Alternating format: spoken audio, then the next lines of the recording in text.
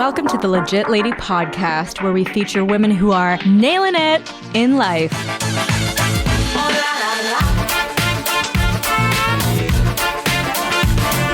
Hello, Legit Lady listeners. I am your host, Julie Federman, and welcome back to the podcast where we feature impressive women to inspire the world.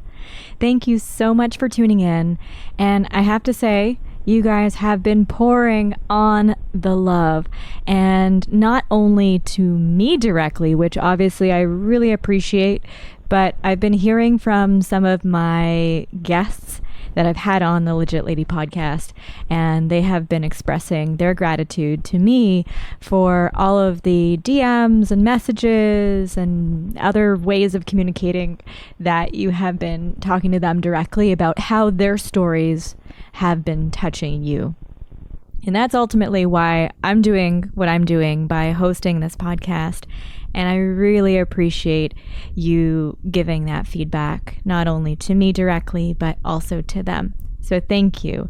I do my best to seek out really fantastic guests to feature on our podcast.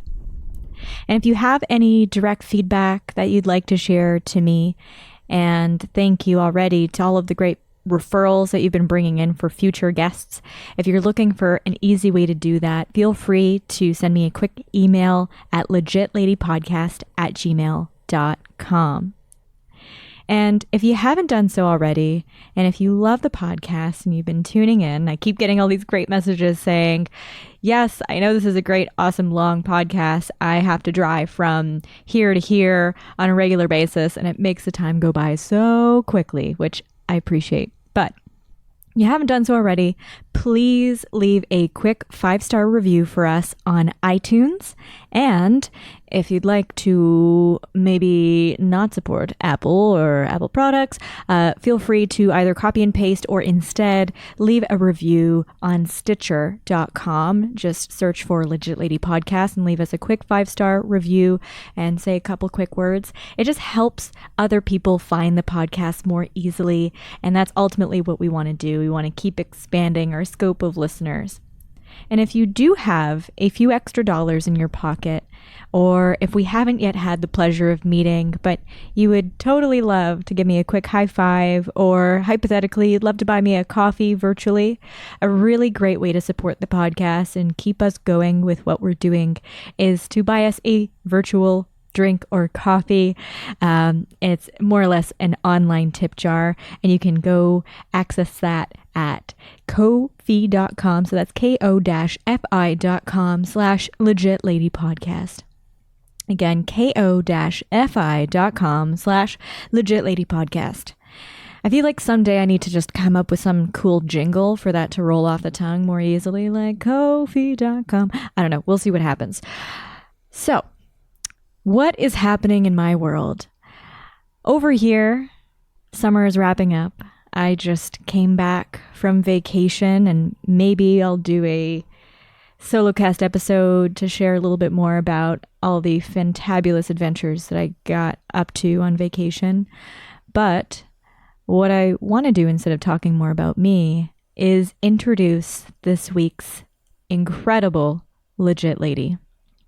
And quite frankly, this guest is the big, awesome, fantastic, fabulous, legit lady. Like every instance of that word and what it means. And one big reason why is she's in politics. And not only does she identify as a queer person of color, when in the best of times that can be rather challenging, but she is a bold, outspoken leader in her political party. And just to set some context, the majority government that was voted in this sphere of government, especially for those of you that don't live in Canada and you might not be up to date on this, is currently a very difficult, conservative, hot mess government that's actually removed a lot of needs and resources and support for people who do not sit in a super privileged upper class. So this legit lady is the co-founder of Body Confidence Canada, She's the community co-owner of the Glad Day Bookshop. And her bill, 61, which is a bill to proclaim the first week of February Eating Disorder Awareness Week, passed in its second reading with all party support. So think of all those like hardcore conservatives and things like that. That's a huge accomplishment. Very impressive. Please join me in giving a very warm welcome to the new Democratic Party member of Ontario Provincial Parliament for Toronto St. Paul's, or MPP for short, Dr. Jill Andrew.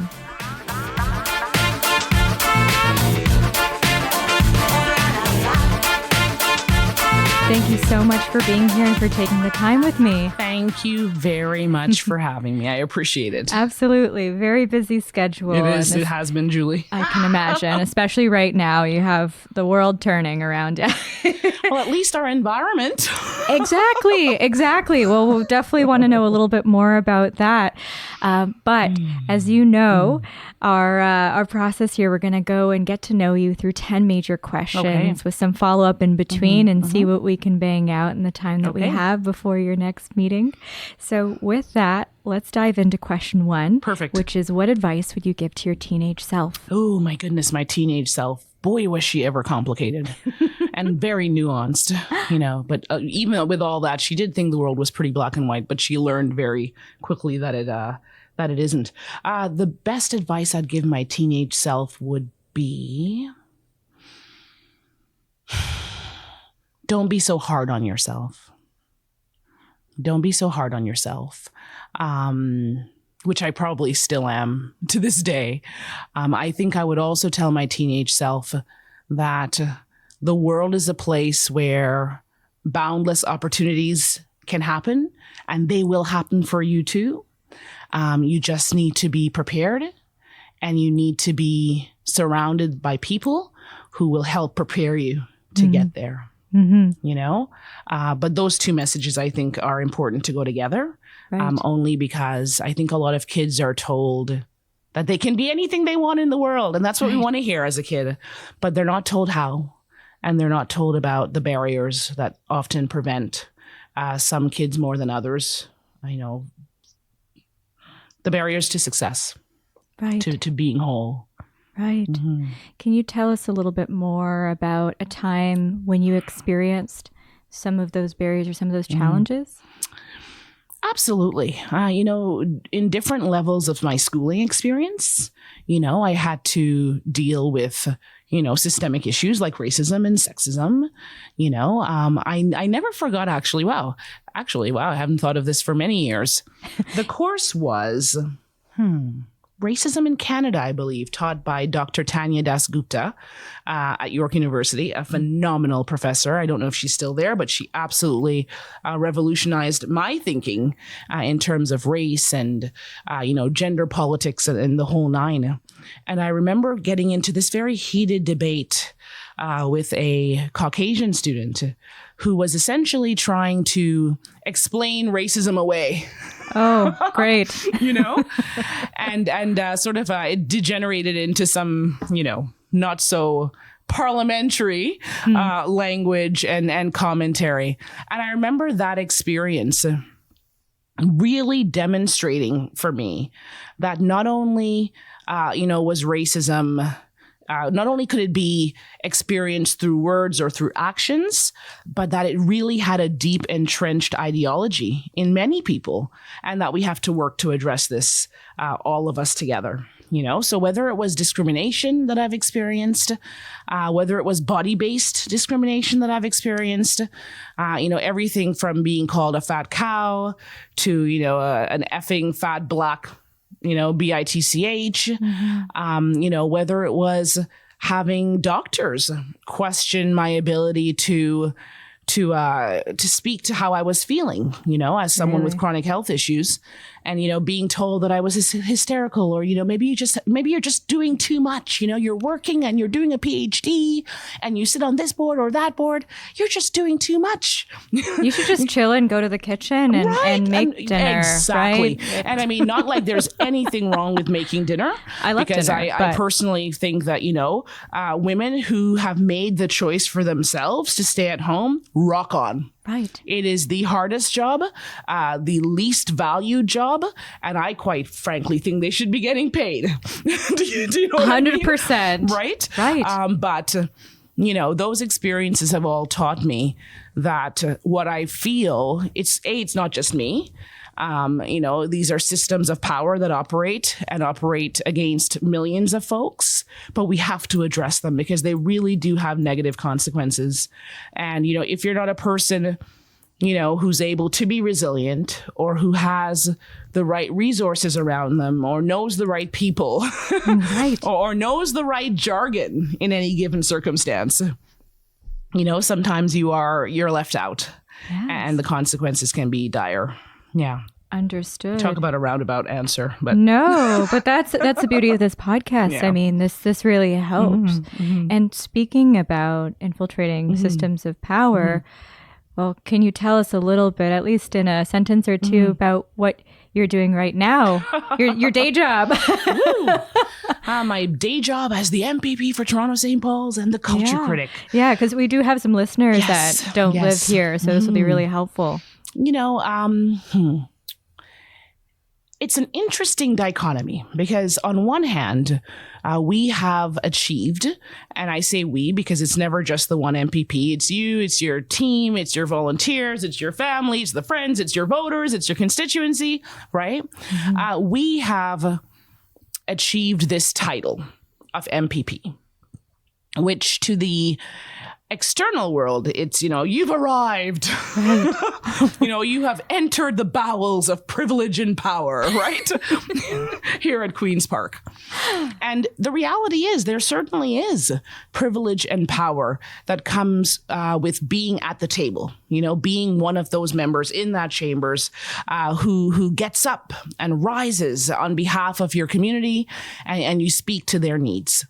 However, the underbelly of this experience is being in that chamber, and watching when bills and motions that are dangerous to Ontarians are passed with what I believe is little regard to their emotional health, their physical health, their social health.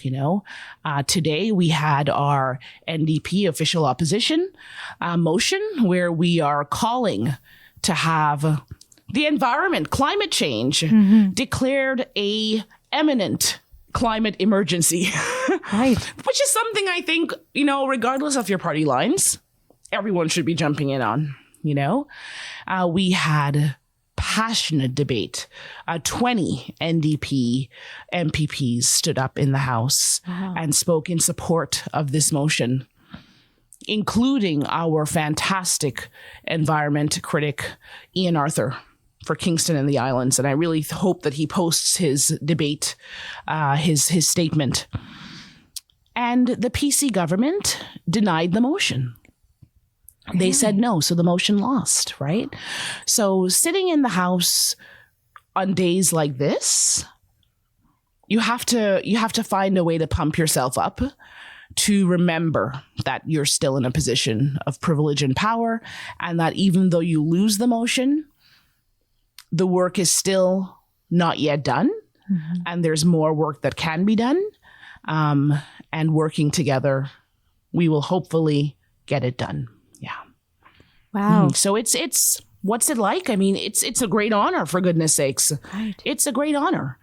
But when the government is giving each other high fives and standing ovations and laughing, while members or while audiences in the galleries are watching and crying, and grannies are crying, and parents of autistic children are crying, and people are doing demonstrations in the gallery, which I got to say on record, you're not allowed to do when you come to Queen's Park. You're supposed to sit quietly and watch the debate. Right. But what really bothers me is whether it's health, whether it's environment, whether it's been education, whether it's been the autism program, whether it's been arts, no matter what it is, it's tough because the government is choosing.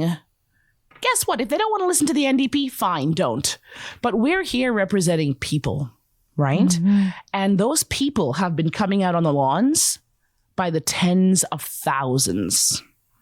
By the hundreds of thousands, they've been coming out all across Ontario. So not only are we speaking for ourselves, we're speaking for our constituents. So the government should listen to the people of Ontario. I agree. And that's actually, that brings me to an interesting question I was reflecting on is how effective do you think rallies and protests are? Like, at what point do they go from being more symbolic to being effective? You know, I think that they are very effective because whether it's been the autism program, whether it's been education cuts, which we know are still happening, but you know what rallies do is rallies remind people that they have a voice. Rallies remind people that they're not alone. And it also brings people in a way together where they can organize. You know, you can get petitions out of a rally. You know, you can connect with your local elected representative. You can do motions. You can do bills. It's sort of that hotbed of opportunity to start the conversation or to push the conversation further or to move the dial, you know, as some of us MPPs would say, right? Look at the, you know, rally. You probably heard about it in the news. You know, the member for Niagara, is it Niagara West, Sam Osterhoff, goes out, you know, and says, we're going to end abortion. And I'm paraphrasing. Yeah. Bad rally. Yeah. Bad rally for anyone who believes in women's autonomy, which I believe in 100%. But guess what? Because of that rally, you know, we had members in the House who were able to rise in question period and demand that Premier Ford, you know, remove himself from this. And while he did a very, you know, hogwash job at that, what he did say is abortion would not be reopened. Right? Which is, I think, as much a win as we can ask for in this current climate. Exactly. At least what it says is what Sam is hoping for is not going to be reopened by the province. Now, does it mean that women in Niagara West need to be worried? Maybe. I mean, he is their MPP, right? Does it mean that this government has completely, you know, become empathetic to issues like rape and sexual assault and gender-based violence and pay equity? I don't think so. They have a far way to go on those issues. Because if you look at the budget, the fact that our rape crisis centers and our sexual assault centers, you know, are still dwindling, that shows, you know, their interests. If you look at the basic income program that was slashed, where we know many women and marginalized people are depending on, that shows you their commitment. If we go all the way back to last year and we look at the Roundtable for Violence Against Women being slashed, you know, if we look at the Indigenous Culture Fund, which is on my portfolio, and the fact that Indigenous women lost their jobs courtesy of the government's cut to the ICF, you know, there seems to be a trend here when it comes to women's issues. Exactly. And it's not a good one. No, it's not for this government. I had one last question before going to our regularly scheduled questions. And that's where I'm like, I feel like we could talk for hours, but I know we're on a time crunch. In your opinion, why do you think we're seeing a trend of more conservative or say right-wing leaning governments that we're voting in? And I say that broadly in North America, but also even globally, we're starting to see that more and more. Any thoughts? You know, without saying certain people's names on air, you know, when we can no longer look to our leaders for social consciousness, we know we're in very bad shape.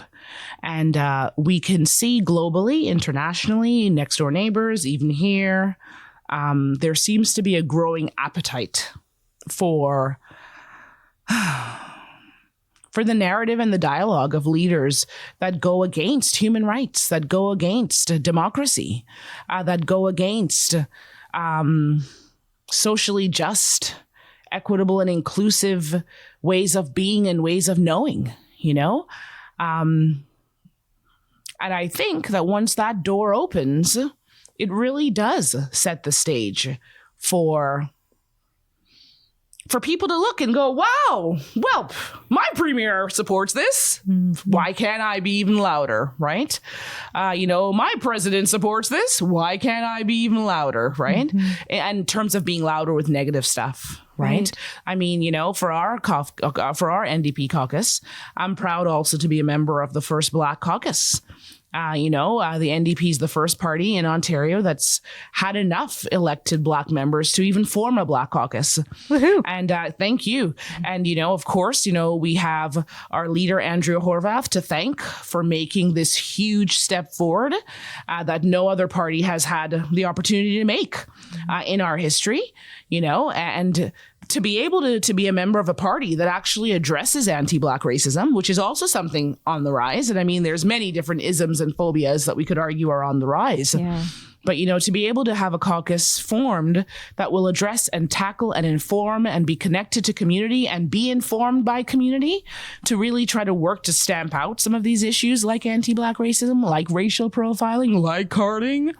That, by the way, have been going on quite jollily for the last 15 years in the previous government. Too long. But at least here we are, in hopes of making a shift in the next while, right? So that's part of, for me, that's an opportunity to look at the rise of hate and the rise of phobias and isms that we're seeing. But then we also have to remember the positive side is that some of us are still taking that as an opportunity to create new forums, to create new groups, to create new opportunities for us to address those issues, in a systemic way. Absolutely. Yeah. And I say that speaks to you being such a breath of fresh air, considering everything that's going on. So thank you for all the hours and the work and the blood, sweat, and tears that you're literally putting into making these changes bit by bit, day by day. Yeah. Thank you. Thank you. Well, with that, we're going to dive into question 2. And worst case, we'll go into a speed round. What's your proudest? Oh, wow. Yeah. Question 2 is, what's your proudest accomplishment? Oh, my gosh. Here's the running joke of this. And I will say this to you because my partner and I, we always laugh, and she always says, "Dear love, I wish you'd take a moment to celebrate." Right? So now I'm sitting here and I'm like, which accomplishment should I mention? You know what? There have been many accomplishments. There have been many, many, many, many accomplishments to the fact that I literally couldn't stand here or sit here and tell you which one has been my proudest. I think a lot of people would say becoming an MPP. But to be honest with you, becoming an MPP to me, this is an opportunity to work with community, to advocate for community. It's a great chapter in my life. But when I think of the proudest accomplishment, oh my gosh, geez. Well, I'll just speak to what immediately came to my mind, actually. Gosh. And it could be personal, in 2013, well, this is, you know what? I'll tell you two tiny ones. Cool. 2013, was it? I was named the Alumnus of the Year at Humber College. Wow. I received this award of distinction for my working community. And I had graduated in 98 from the Child and Youth Worker program at Lakeshore at the Lakeshore campus. And why that was such a proud moment for me. And I mean, it's a little plaque. I mean, relatively speaking to the things that I have accomplished since.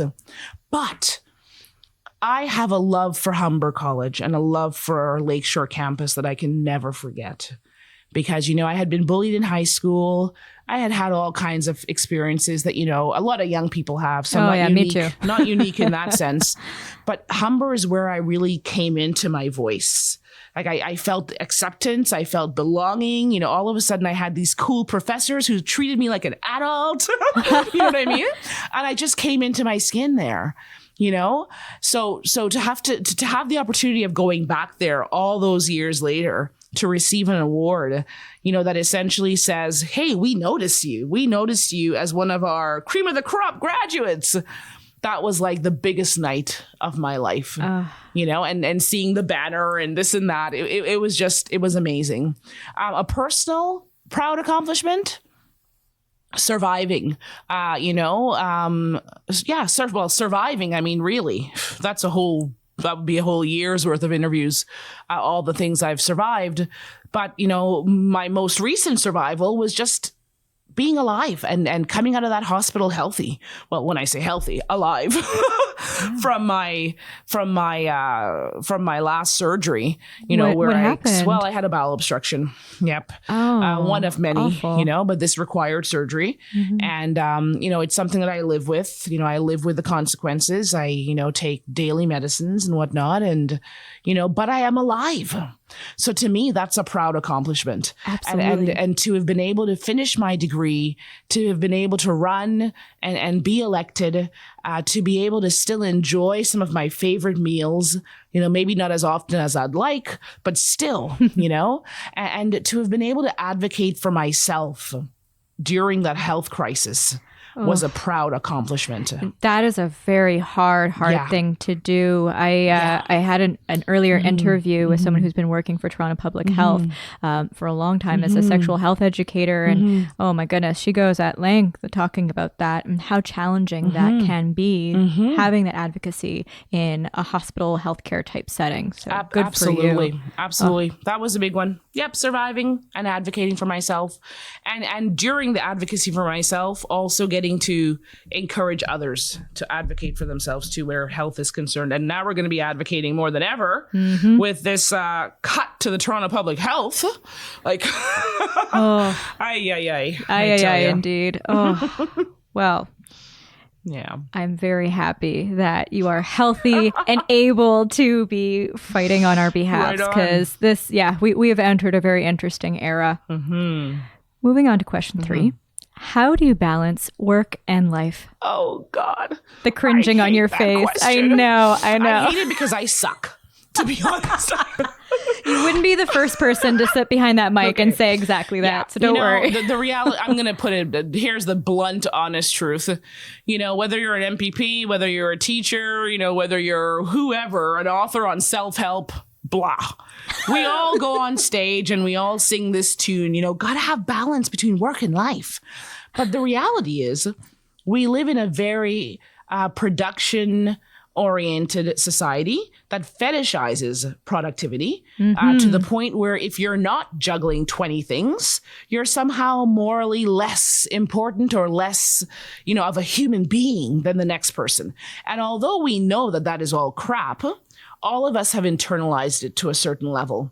So I hold myself to a very high standard, which probably means that, I often may not see something as a success, that my wife might, that my best friend might, that my colleague might. I may be quick to criticize or see the errors in whatever it is I've done when there may not be any, But balancing work and life, I think I love my cats. I've got 2 fantastic cats, Josephine Baker and Dorothy Dandridge. Oh, so great names. Great names. So for me, a good evening is just getting to rub their tummies. That's work-life balance for me. Catch up on Jane the Virgin, if I can squeeze in an episode, right? Or Criminal Minds, something a little bit more, on the other side of things. That for me is a work-life balance. I could travel more, but, time is always an issue for travel. But yeah, that is something, as I get a little older, I really do hope I can prioritize travel. And I'm not talking, some fancy cruise around the world, but just moments where I can unplug and where my brain could actually rest and I can regroup. Because the truth is, it doesn't matter how cool busy looks. I know from personal experience, and many of your listeners do too, busy gets you sick. And busy makes you not happy sometimes, especially if you're busy juggling very heavy weighted work, like the work we're doing here. Right. You have to have moments of happiness. Otherwise, you can't sustain the ongoing busy, ridiculousness of what happens in the chambers. It's draining and you burn yourself out and you can't be the best version of yourself to do all the things that we need you to be helping us do. So I'm going to work on it. I promise. more cat time. I know, more cat time. Jeez. Oh, gosh. Well, I definitely empathize. And I love the way you put it, that this is a baseline that we've internalized, even though we know that it's ridiculous. And on the flip side, we've commodified health and wellness and mental health to the like total opposite side of the spectrum, where if we buy a blanket, if we download an app, then we can fix ourselves. So that's a whole other thing altogether. Oh my goodness, the self-help industry, right? Right. Buy my book. You'll be transformed in 10 easy steps. Exactly. Not. Right? Ugh. All right. Well, question 4. Can you tell us about a difficult moment in your life? Oh boy. And I know there's one or two. Yes. I know these are not supposed to be easy ones. Difficult moment in your life. A difficult moment in your life. My goodness. Oh, wow. It's funny. That could have been my proudest accomplishment as well, too. I'll speak to completing my doctorate, which I did last year. And I'll speak to that because, I know. Wow, that's amazing. I'll speak to that because, of the kind of heinous changes that we're seeing to OSAP and, the kinds of barriers that are now, that even more, working class, low income students and families are going to have to face to enter education. Finishing my degree was no easy feat. There were many opportunities where I thought I would leave, where I thought, maybe I wasn't good enough to be there, where I thought, well, how will I cover that bit of tuition? I mean, I got scholarships, I got bursaries, but, you still have to, you still end up having, holes and gaps to fill too, right? So finishing was difficult for me because it was probably the longest writing assignment. A thesis is a few hundred pages. It was probably the longest writing assignment I had. And it was something where you had to be very vulnerable. You write, you give it your blood, sweat, and tears, and you submit. And you submit weekly or monthly to your supervisor or your committee members, and you get back their feedback. And sometimes you're going 5 steps forward and 10 steps back, know? But why it was so difficult? It was difficult, but the lessons I learned coming out of that was endurance. I learned to have endurance, so it was very difficult to finish. I didn't think I'd finish. As I said, I juggled employment, I juggled health issues and crises. I juggled family responsibilities, and I juggled my own mind, and the self-defeating imposter syndrome type things that we sometimes do to ourselves. Based on larger sociological messages that we get in the world about what we're supposed to achieve and what we're not supposed to achieve, right? So graduating was really difficult. Oh, gosh. But I got through it. How long a process was that? Oh, my goodness. I think it was about 7 years. I took 7 years on and off. That's a long time to have 7, this, I think, yes, in your brain and as a focus or something that is not yet completed. That's a process, a journey on the go. Oh, yes. wow. And you remember, it's on the go while other things are happening in your life too, right? I think, also, goodness, the campaign was difficult. The campaign was also difficult. I had some moments, like being on the cover of The Sun. Oh, yes. I had some moments where, I had decisions to make. I could become someone that someone wanted me to be, to win an election or to, make this person down the street happy or that person down the street happy, or I could stand by my beliefs. And that's what I've done since being elected. I stand by what I say. I stand by who I am. When I'm wrong, I say I'm wrong, and that's difficult sometimes because, I think on some level, most of us just want to fit in, we just want to belong. And, most of us want someone to like us, like you want to be liked, And sometimes our opinions, go against those who we want to like us, or may go against those who we like. And you have a choice. And the choice is, you back down and you minimize and you swallow your words if you know in your heart you're right, or you own them. Yep. That's difficult. And I would say being able to maintain that integrity in what you say and what you do, let alone in the world of politics, just in normal life, that can be really challenging to do. Oh my goodness, yes. So that's really admirable. Yeah. And with this party that I'm a member of, the NDP, I feel privileged to be able to say that I don't think my party would ever put me in a situation where I'd have to say or do something that I fundamentally didn't agree with, I can't say the same for the PC members. As you've seen, some of them have already jumped ship. Right. But you need to be able to be home somewhere where you can be who you are. I think I feel that's a huge life lesson in general, because regardless if it's whatever workplace you belong to, a group, club, etc., it doesn't matter. I think if that's an area where you don't feel like you have that support, you have that sense of belonging, then you really do have to question whether it's worth your time and investment. Oh my gosh, right? Yes. Because at the end of the day, you're here for the constituents. So if you're walking around like an empty vessel feeling, why am I here? I mean, you might have that moment every now and then after you come out of a challenging question period or a debate period. I certainly have. Right.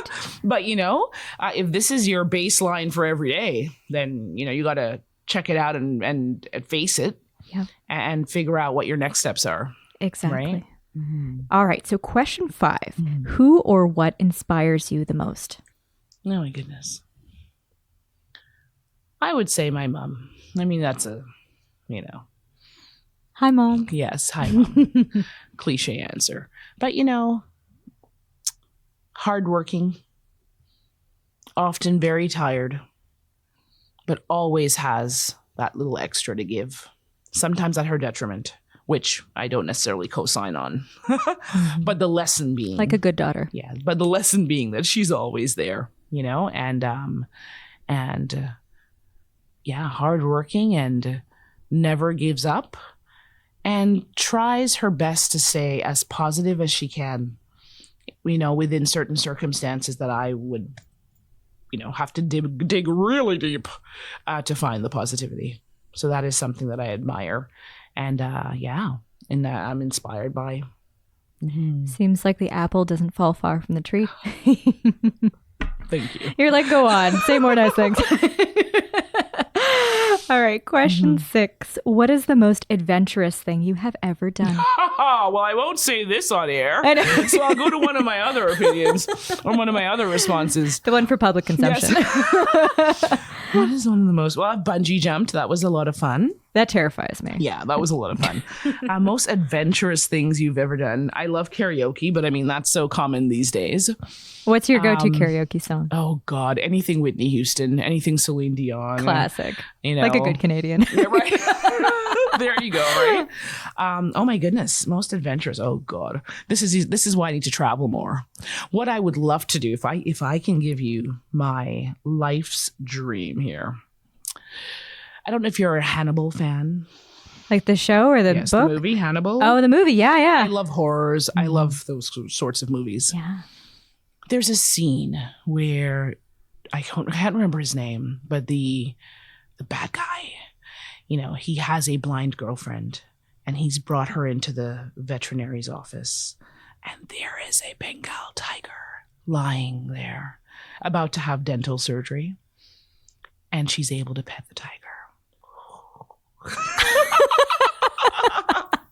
You're probably thinking, oh my gosh, Joel is like, no, but literally that would be my most adventurous thing. If I was able to volunteer at a cat sanctuary, like a big cat sanctuary or something like that.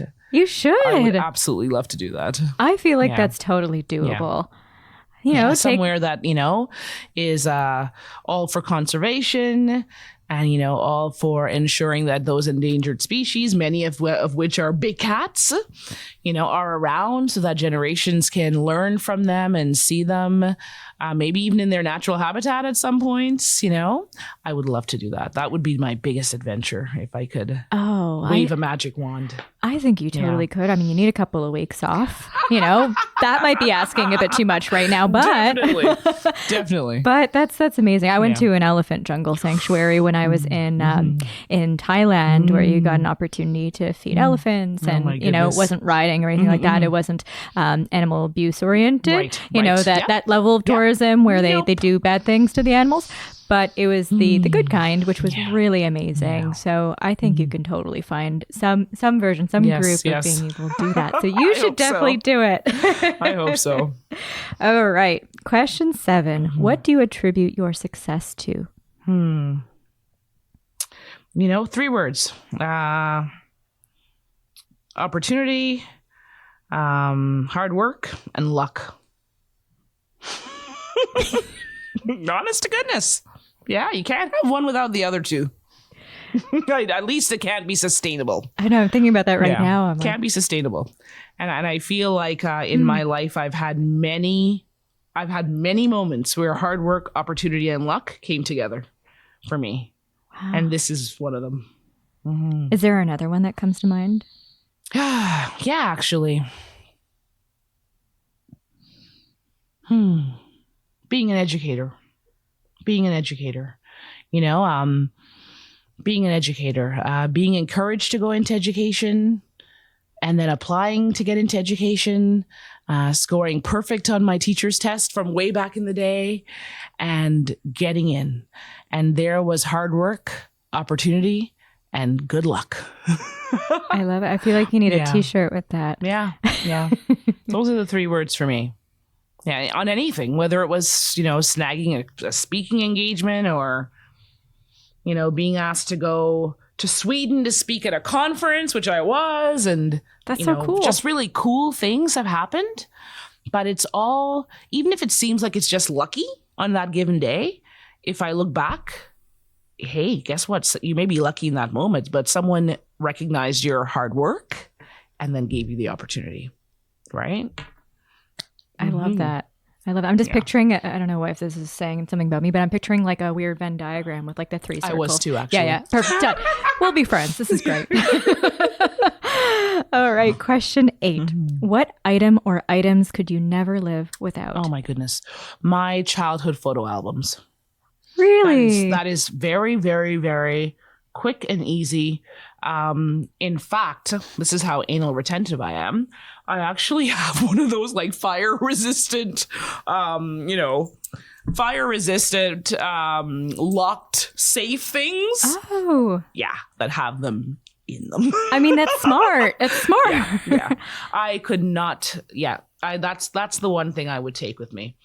My childhood photo albums, or just my pictures, like before we had these silly cell phones where nothing was printed. I've got hundreds, if not thousands of photos, and I would hold on to them all for dear life. I'll probably be buried with them, Julie. I mean, why not? So I can watch them, in the life hereafter. It's almost like, like a pharaoh, you can put their items that they really like with them. Why not? Right. And then, of course, a close second would be like all my accessories. Go on. Do you have one? I love silver jewelry. Oh. I do love silver jewelry. Oh, yeah. Fabulous. Yeah. But, what items could you never live without? Yeah. I wouldn't want to live without my photos. What do they mean to you? Oh, my gosh. It's the embodiment of childhood for me, which was a very tumultuous and complicated time. Gosh, now that I'm thinking, some of my biggest challenges were in childhood, as a child sexual abuse survivor. And as someone who had a family, or family members at least, who certainly didn't necessarily show up right. as they should have. Which is all too common. Right. It's all too common. But those pictures, some of the pictures we have, they just show that I still had a smile.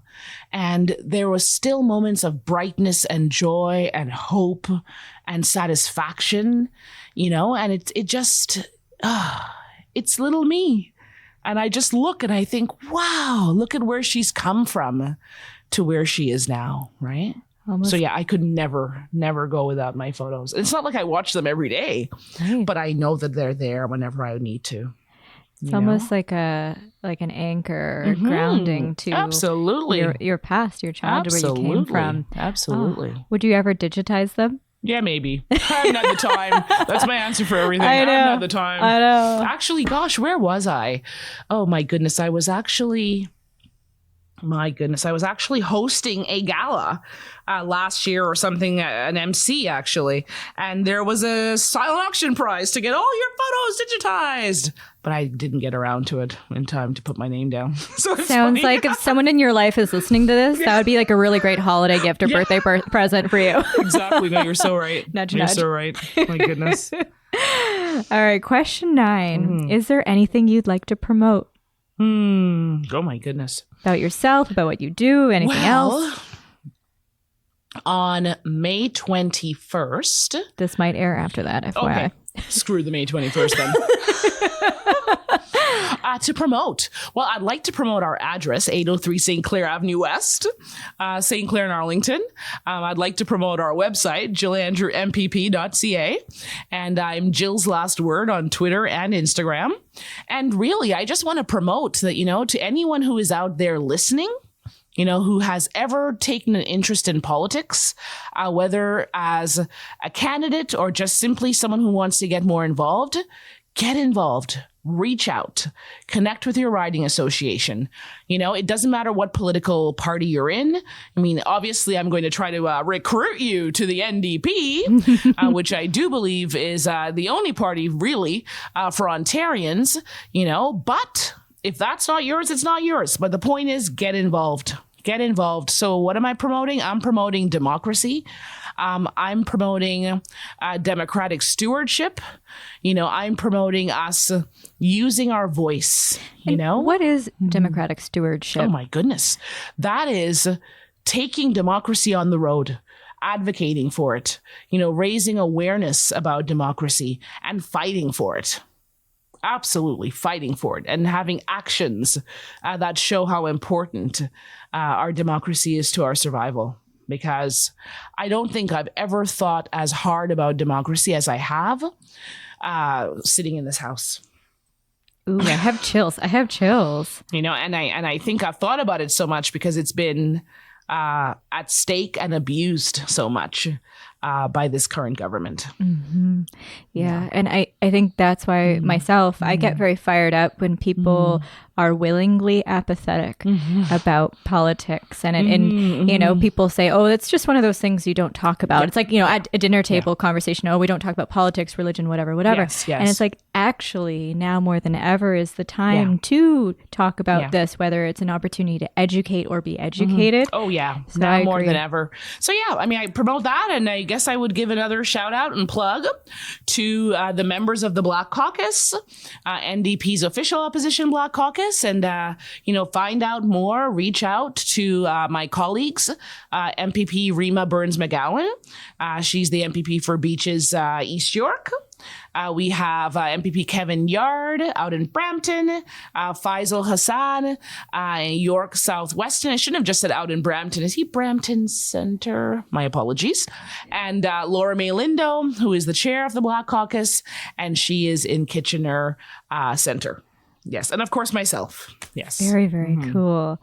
All right. I'm going to jump to question 10. Perfect. And then we'll see if we have a couple minutes to spare. I just heard her. Oh, yeah. We'll see how we do. But let's just try to wrap up with question 10 officially, which is, what is a lesson you learned the hard way that you'd like to share with our listeners?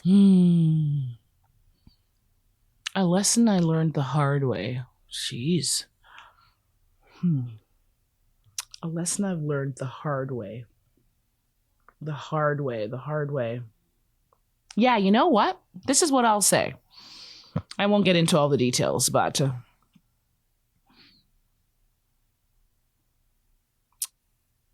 when you tell someone a secret, right? And I'm trying to philosophize, When you tell someone a secret, you have to be 150% sure that you trust that person before you do so, right? You have to be careful of what you say. because sometimes people do not have your best interests at heart. And, the hardest lesson I've had to learn, it wasn't anything recent, but just, in terms of interpersonal relationships and friends over the years, is mean what you say, stand by what you say, and be prepared to hear it otherwise. So you really need to be cautious and be mindful of what you share. I think in this day and age of oversharing and social media and this, facade of real friendship, with people that you've never met who simply like or retweet or share your posts, we have to be very mindful of that and recognize that when we put ourselves out there, in this journey towards authenticity and being real, authenticity and being real has consequences. And it's okay for you to have different levels of real with different people. That doesn't make you inauthentic. It doesn't make you phony. It makes you a smart human being. That's a really powerful point. And this is something I've personally reflected on a lot. I work for a company that tries its best to create, an environment for people to be their best selves and be their authentic selves at work, as an example. But there are limitations to that. There are things that you can't say or you shouldn't be saying to certain groups of people, because to your point, you don't know exactly where you might stand in that person's mind and heart. And even if what you're saying is truthful and you do stand by what you say, there are times when it's not necessarily the smartest decision. So I think that's great. That's going to give me a lot to chew on. Yeah, no, it's true. Oh, it's gosh. true. And and the caveat to that as well, if I may just say, is, you don't want to stifle yourself to a place where you're not yourself. Exactly. And I think, coming into this public role, I was told all the usual, don't wear your heart on the sleeve. I hope they sounded like that too. Don't wear your heart on your sleeve. You've got to have your personal MPP and your public MPP, all these personas and, respectability politics and all of this, but the reality is, I show up as me. Whether that's raw one day, unfinished the other, or very well finished, I show up as me, right? But even showing up as me, I can still take control and take responsibility for how much of me shows up. That's true. I was actually going to ask if we had a minute about how politics affects your personal life. As that's the eye roll. The eyes just like flipped over, because I've heard it can feel like a panopticon. Oh my gosh, it certainly can. It absolutely can, because, first of all, you've got a whole lot more friends. In air quotes. Air quotes. Tons more friends, people who wouldn't have known your name the day before the election, or certainly wouldn't be contacting you the day before the election, right? But again, it comes down to knowing your boundaries and knowing who your small circle is. And that's the circle. I had a former politician be very frank with me. Jill, you're a social butterfly. People are going to gravitate to you. You're going to gravitate to people. But you can't suck yourself dry or allow anybody else to. So you got to have your small circle friends who you knew before June 7th. And then there's everyone else.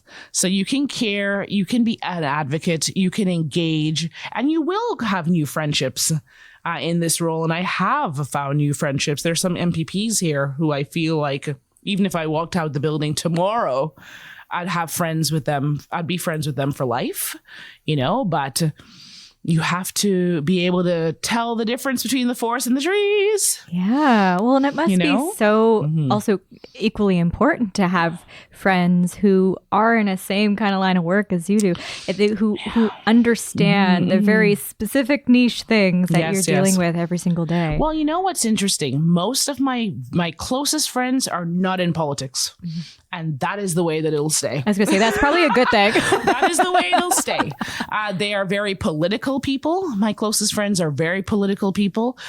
They represent every single group that this government has, annihilated with cuts. They are hard workers, they're health workers, they're education workers, they're human rights workers, they're, women's issues workers, they're LGBT folks, they're artists. So I have a lot of frontline friends, let's put it that way. But when we get together to talk about us. Yep. And that's what matters. In that moment, it's us, it's our families, it's who has kids and the pets and the partners and, our aging parents, and fun and just good old fashioned fun. But what I can tell you we don't do is drink at 9 a.m.